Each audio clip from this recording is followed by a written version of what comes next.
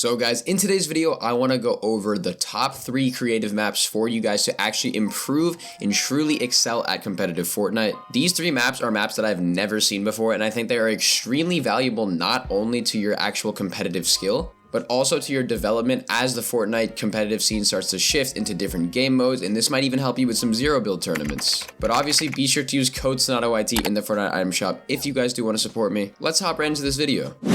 So obviously guys, to begin, I want to go over my personal favorite aim trainer way over Slyjack nowadays. I think this is going to be Teadoh's Chapter 4 Aim Island. Now this island is an extremely good map, one that has a bunch of different aiming scenarios for you guys to practice, improve, and truly learn how to aim correctly. I also find this map to be one of the best considering that it uses actual henchman AI and simple zombies instead of using these various different targets that people don't really need. It's a very solid method of getting your aim good and practicing it. So within Teadoh's Chapter 4 Aim Island, you guys are going to be having a bunch of different close range, mid-long range, extra, and tracking drills. There's also going to be some building stuff, but that's not really as important as other maps on this list will cover that. So to begin on the close range aim trainers, the first drill is going to be Zombie Frenzy. As you guys can probably guess from the name, there's probably going to be around 15 to 20 zombies where you basically just have to shoot. You got to move your crosshair around. It's really good for practicing close range crosshair tracking and target switching. That's a pretty solid drill if I'm honest. You guys can obviously alter with the settings as you can with all of these drills. You can change the distance, you can change the speed.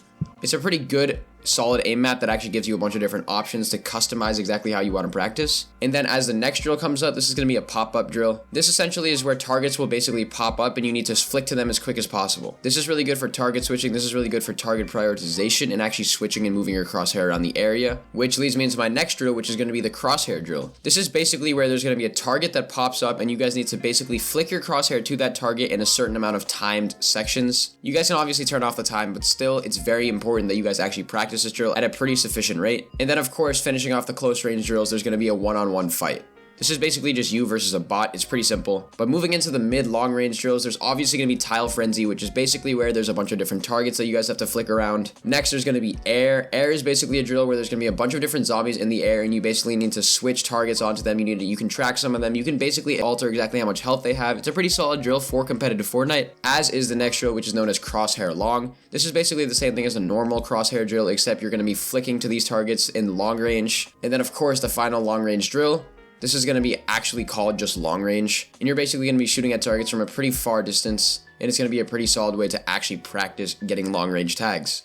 That section is really good for stuff like Storm Surge when you're trying to track people from far away. But in the next section, which is known as the extra section, this is basically going to be miscellaneous aiming drills that you guys can try. The first one's going to be angle shots. This basically puts your character at an angle where you need to shoot an enemy, and I find this one pretty solid if I'm honest. After that, there's going to be the react drill. This basically times your reaction time, essentially where there's a target and you need to react to it in a certain amount of time. It's pretty solid for you guys actually learning how to play and react correctly. That's a really big part of getting good at Fortnite, is that you need to have good reaction time. Then obviously there's target switch, which once again works on your target switching, which is a key aspect of your aim. And then there's the slide drill. The slide drill is solid because you're sliding around and you're trying to actually shoot at enemies while you're sliding. This is a little bit unrealistic, however, it does work on your target switching and also your crosshair placement while target switching, but I still like this drill. I think it's pretty fun. And then obviously guys, the final section of this aim map is going to be tracking. So within tracking, there's going to be close strafes, which is basically where you're going to be taking small little strafes on a target that's pretty close to you. Then there's going to be aim duels, which aim duels is a pretty solid thing because it's just generally a really good way to practice actually shooting at a target that's moving without actually having another person that you need to play with. Honestly, I think this might end up replacing casual aim duels that people do because it's very advanced, and as AI gets more advanced, it's going to really improve. And then obviously there's the glide drill. Glide is basically where there's going to be henchmen that are flying around and you need to sort of laser them out of the air. This is really good for an endgame simulation where you need to try to get tags on people flying around. And then the last tracking drill and the final aim drill is definitely going to be Bounce 180.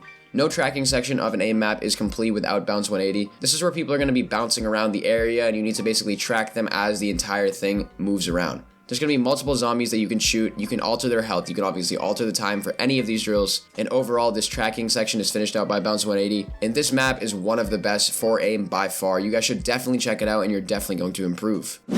So the second map is going to be known as the Realisitc Mechanics Practice Map. You guys might also see this as the Challenging Mechanics Practice Map. However, I personally absolutely love this map. I think that it's a very solid way to practice your difficult mechanics.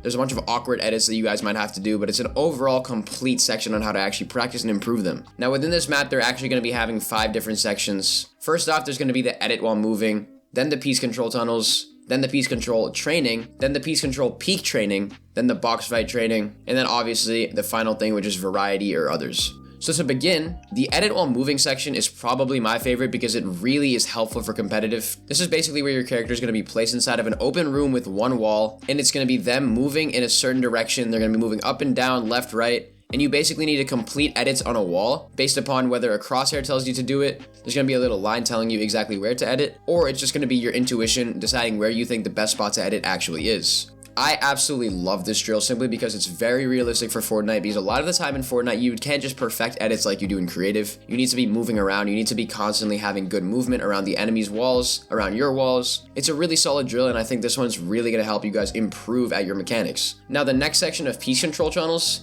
Now, there are 12 of these tunnels, so I wasn't able to actually do all of them, but they're pretty solid because the first one is going to be the build replacing tunnels. This is the one where you guys need to build and you need to replace a certain wall to move on. There's going to be various different tunnels where you guys are doing different piece control scenarios. It's basically like a piece control edit course, except you don't actually have to shoot anything. And then the second section of piece control tunnels is going to be the target section. This is where you actually do need to shoot some stuff, where you're going to be doing various edits. You're going to be taking walls. You're going to be trying to piece up different targets, and then you shoot them to move on to the next section of the piece control tunnel. There's 6 of these and then 6 of the build replace ones, so piece control tunnels are definitely applicable practice for you guys. And the next thing is going to be piece control peak training. Now, peak training is essentially helping your peaks on various different targets, which is going to simulate you peeking on enemy players within the actual game. There's going to be the damage disabled function, there's going to be the normal, which is damage after 200 milliseconds, and then there's going to be hard, which is damage after 150 milliseconds in line of sight. I think you guys should always try to do the normal or the hard variant, because not only does it pioneer your movement, it definitely works on your piece control reaction time if you guys want to reset walls, if you want to try to place walls in front of people. This is a very solid way to actually practice your reactionary piece control. It helps you improve at overall just instinct. And I think these are by far some of the best. Obviously, you guys are going to be trying to piece up targets, trying to not get hit, trying to take peeks on them.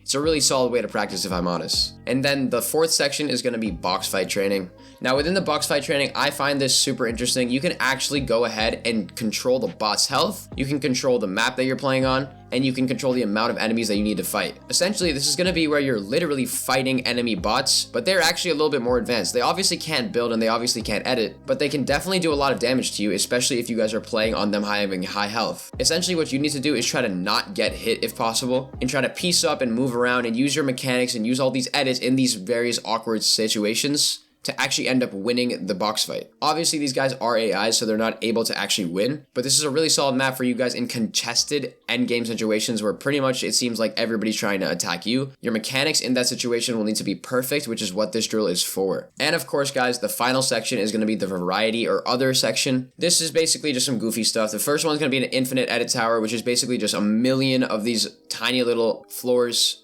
and basically them being placed into each other. And you can spam it down, you can do some weird edits. There's some crazy stuff you can do on this map. You'll see people like the fast editors do this, but it's not really that applicable to your actual competitiveness. Same thing with the AI bot free build. That's basically where you're just gonna be free building around with a bot that keeps flying around. It's not really realistic, but it's still a solid way to actually practice.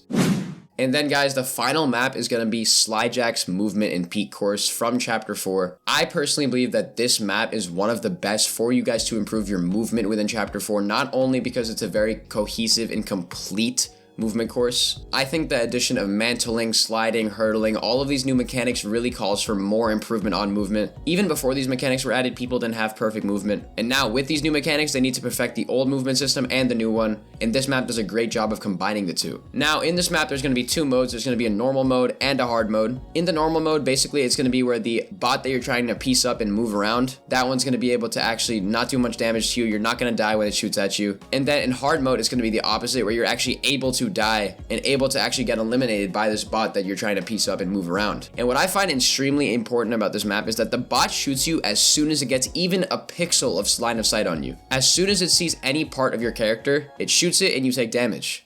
Which is why it's really important that you guys have good movement in this map to avoid getting hit. If you guys get hit, you need to really focus on trying to move around the area so that the bot cannot hit you and you're able to shoot first and eliminate it before it can hit you. There's 4 different scenarios. There's going to be the ramping scenario, in which you're basically trying to move up on somebody trying to ramp. There's also going to be an in front scenario, basically where you're trying to attack this opponent from the front, basically taking them head on. There's going to be an above scenario where they're above you and you're trying to actually try and, piece them up and try to move around. And then there's the below scenario where you're going to need to try to move around and then piece them up without getting hit at all with good movement. There's an extremely important difference between having movement that's lazy and sloppy, just trying to complete the drill just because you want to see that you did it, and then there's a difference between actually completing this drill in this map and truly improving your movement at a level that's sufficient for you to actually improve. If you guys are able to take this map seriously without getting hit, without trying to do lazy stuff, you're definitely going to drastically improve your movement, and not only are you going to start succeeding in game, this will translate to your creative skills as well if you guys are into that stuff. So definitely consider using this map in order to improve your movement and genuinely improve as a player within Chapter 4. But guys, those are my 3 best creative maps in my opinion as of recently. I think these are really solid choices for you guys, and you should definitely consider training on all of them at least once a day. I really hope you guys enjoyed this video. It took me quite a long time to actually find the maps and understand exactly how they work and if they're really valuable to your actual improvement as a player. But that's about it for this video, guys. Be sure to like and subscribe to the channel, and I will see you all in the next video. Bye, guys.